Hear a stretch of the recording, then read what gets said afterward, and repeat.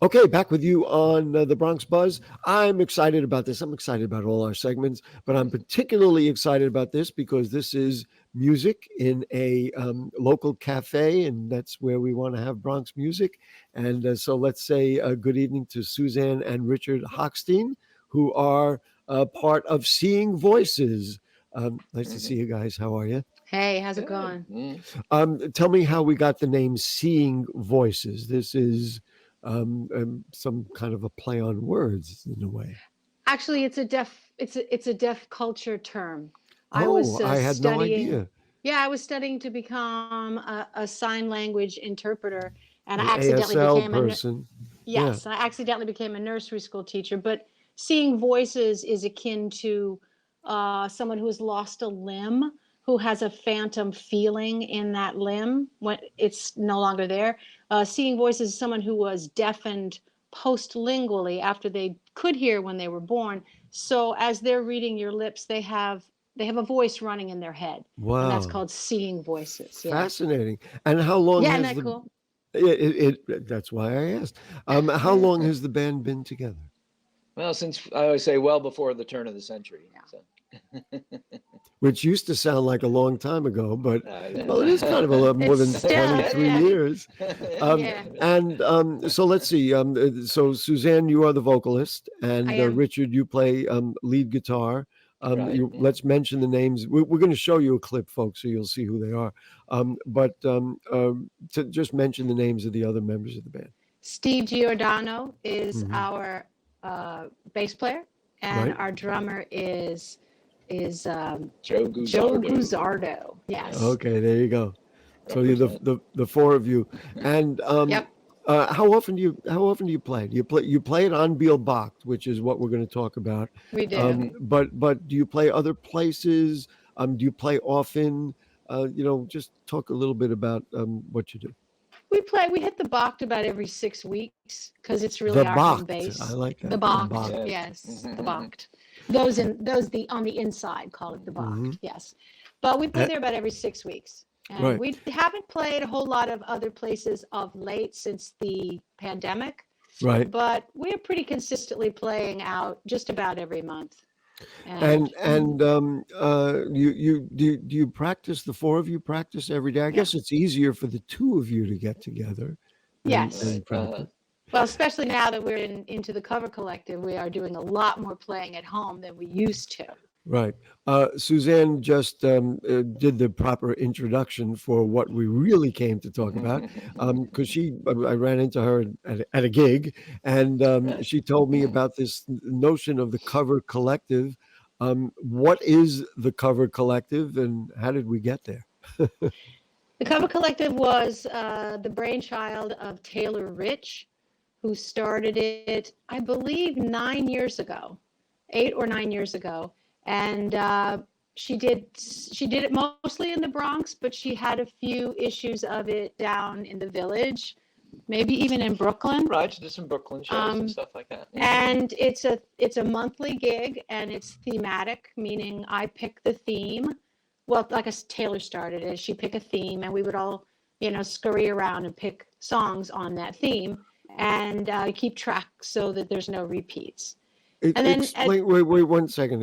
Explain to me. So you pick a theme, and the theme is like what? this month is every Tom, Dick, and Harry.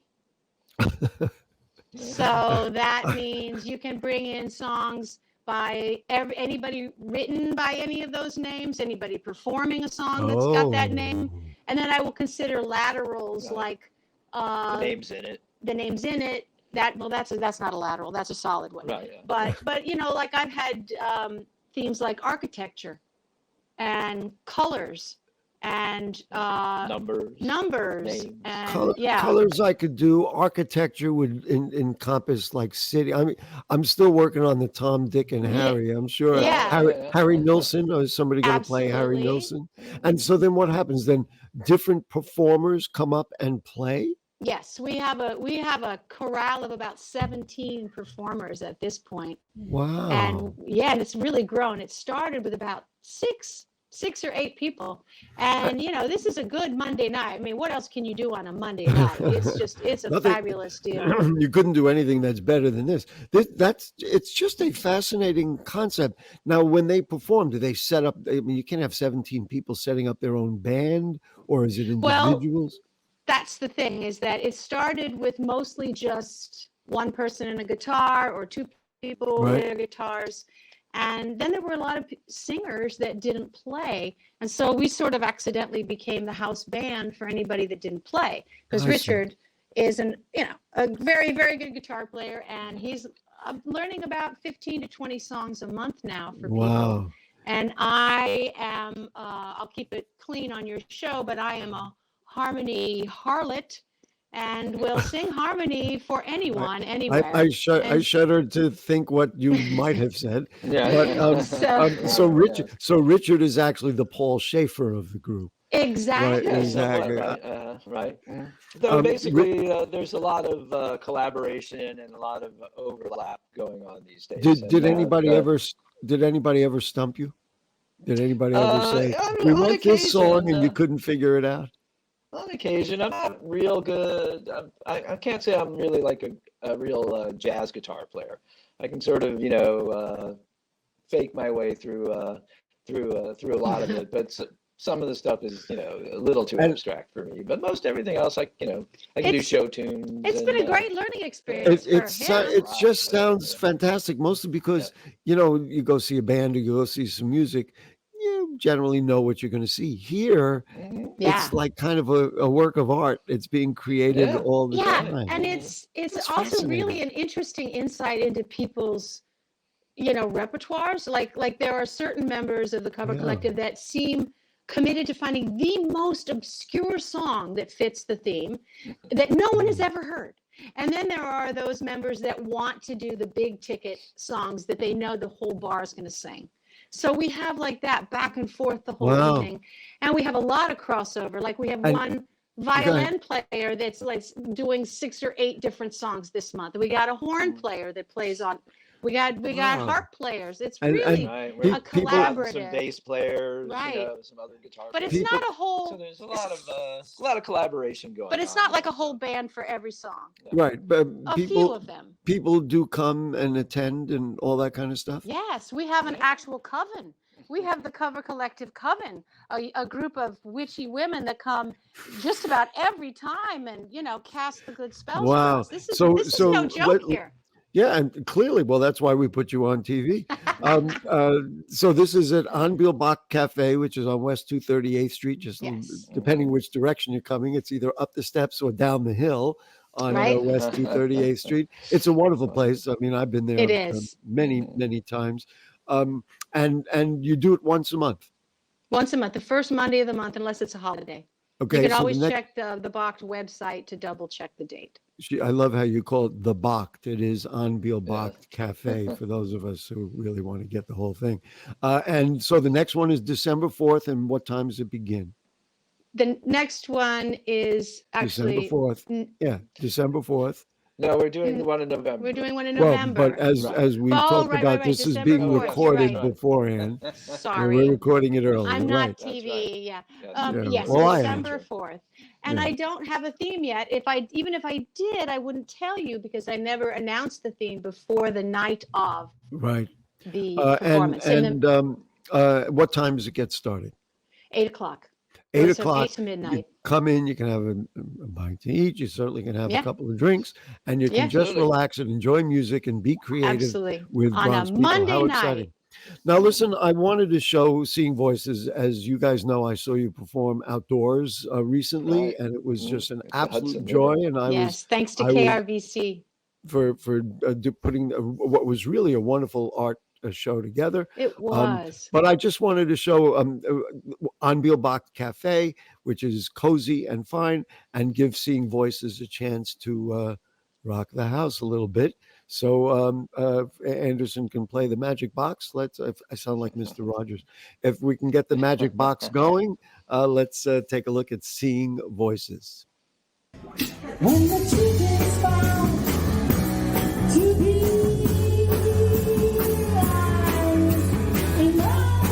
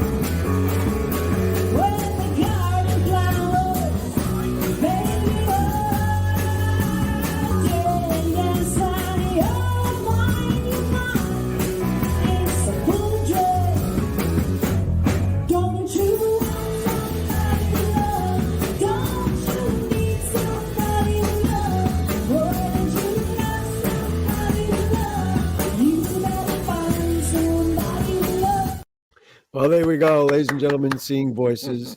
And Suzanne, we talked about this, and I deliberately picked. You gave us a couple of videos to choose from, but I deliberately picked that one because you talked about your affinity for Grace Slick.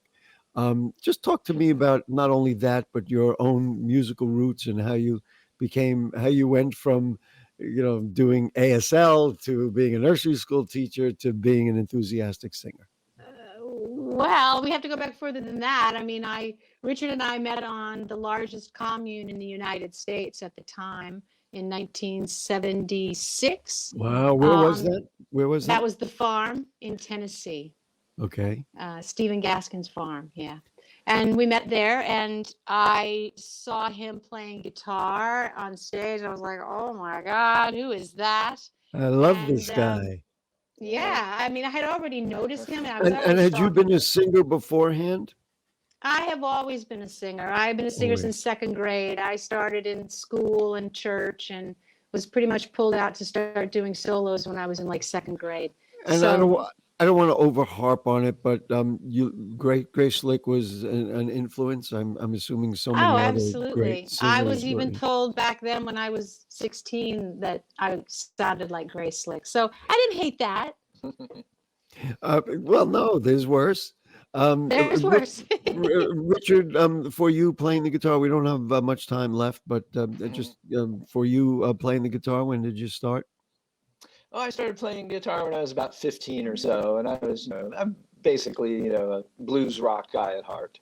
I will Right. say that, when we met Suzanne at the time, we just started going out, and she wasn't singing with us at the time, but her and her friends would come to our shows, and all the girlfriends would come after the show. And they'd say, "You have to let Susie sing. Susie has such a There you great go. voice."